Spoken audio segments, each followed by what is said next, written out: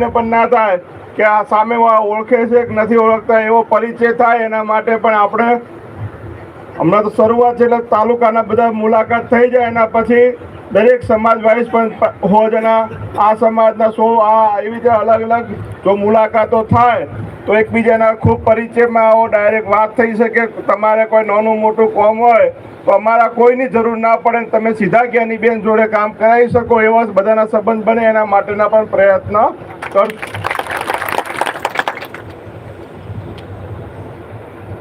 ઘણા લોકો આ ચૂંટણીની અંદર એવો પવન હતો જતા રહ્યા, તોય સમગ્ર બનાસકાંઠાએ જ્યાં પણ જરૂર પડી ત્યારે આ મોટા મોટા આગેવાનો ભાજપમાં ગયા છે. કે એવું નથી કે વાવથી લઈને આખા ગુજરાતમાં બધે જ ગયા, પણ જ્યાં ગયા તેમ છતાં જ્ઞાનીબેનના બધા વિસ્તારોએ ખૂબ મદદ કરી છે. ક્યારે કદાચ કોંગ્રેસમાં ગુલાબસિંહ છે નથી, બીજા છે કે નથી, પણ કાર્યકર્તા જ્યાં સુધી બૂથો ઉપર મજબૂત હશે, ગામમાં મજબૂત હશે ને તો કોંગ્રેસ પાર્ટી હંમેશા ચાલવાની. કોઈ એક વ્યક્તિથી પાર્ટી ચાલતી નથી. ગામડા આ તો કહે મૂળ વધુ પીછોથી રમ્યાનો એમ આ કોંગ્રેસ પાર્ટી કોઈ એક સમાજની પાર્ટી નથી. અહીં બેઠા છે તો બધી આલમ બેઠી છે, 36 સમાજ અહીં બેઠા છે, એટલે બધાથી આ કોંગ્રેસ પાર્ટી મજબૂત થાય છે. આ બનાસકાંઠાએ આટલા દિવસ તો આપણે એમ કહેતા બનાસની બેન જ્ઞાનીબેન, હવે તો આખા ભારતની બેન જ્ઞાનીબેન. તમે નહીં માન્યું એવા દેશ દુનિયાના છાપાવાળા આજે જ્ઞાનીબેનને કવર કરવા આવે છે કે ભાઈ 5 મિનિટની મુલાકાત કરાવો કે આ બેન કોણ છે, કે કઈ રીતે આટલા બેંક અમે, ડેરીઓ અમે, પૈસા અમે, તંત્ર અમે કઈ રીતે જીતી શક્યા. એટલે આ બધું આપણા સૌના મહેનતના પડતા. આપણે જ્ઞાનીબેનને બનાસની બેન કે દેશની બેન બનાવી તો તમે બધા ભેગા થઈને બનાવ્યા.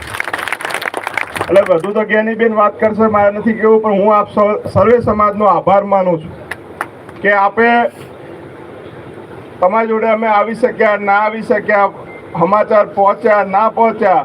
આમ તો ખરેખર કાર્યક્રમ રાખવો તો મોટો, પણ જ્ઞાનીબેન મોટી પાવડે દર્શન કરવા માટે આવતા હતા કે તો એના ભેગો સર્કિટ હાઉસમાં બેસીને મુલાકાત થઈ જાય. મેં સર્કિટ હાઉસ બે જેટલા થાય પણ અહીં રાખો જેનાથી મળી પણ શકાય. બધાની ઈચ્છા હોય કે ભાભર મળવા જવું એના એટલે દૂર જવું, એના કરતાં અહીં મળી શકાય, બધાને સ્વાગત કરવું હોય, આભાર માનવો હોય, એકબીજાને મળી શકાય, એના માટે કંઈ અહીં રાખ્યું છે. 24 તારીખે લગભગ સંસદ સભ્યના શપથ લેવાના છે, ત્યારથી એમની જવાબદારી પણ ચાલુ થશે. અને આપણા વિસ્તારના લોકો માટે કરીને, બનાસકાંઠા સુખાકારી માટે કરીને હંમેશા મા અંબા નડેશ્વરી માતા સોમનાથ ધણીધરભાઈ એમના પર આશીર્વાદ રાખે કે આ વિસ્તારના ભાઈચારા માટે, એકતા માટે હંમેશા આપણે લડે. જ્ઞાનીબેન જ્યારે વિધાનસભા લોકસભાનું ફોર્મ ભર્યું તો જ્ઞાનીબેનના હાથમાં 2 પુસ્તક હતા. એક હતી ગીતા ને બીજું હતું દેશનું સંવિધાન. એ બંનેની શરમ દેશની સંસદમાં જ્ઞાનીબેન આપણા વતી સાચવશે એ વિનંતી સાથે આપ સૌનો હૃદયપૂર્વક આભાર. હમણાં જ્ઞાનીબેનનું ભાષણ પૂરું થયા પછી આપણને બધાને પેલું લીલીયું પહોંચી અને બેડામાં માતર લઈને આવ્યા છે ખવડાવવા માટે. એટલે આપણે બધા માતર ખાવાની છે. પછી બેનની તમારે કોઈને શુભેચ્છા મુલાકાત લેવી છે તો પોતે અડધો કલાક કોઈ બેસવાના છે અને પછી આપણે બધા જુદા પડશું. હવે આપણા ચોટણના પૂર્વ ધારાસભ્ય પદ્મારામ મેઘવાલ સાહેબને વિનંતી કરું કે પોતે પોતાની વાત રજૂ કરશે. મેઘવાલ સાહેબ. बहुत बहुत धन्यवाद।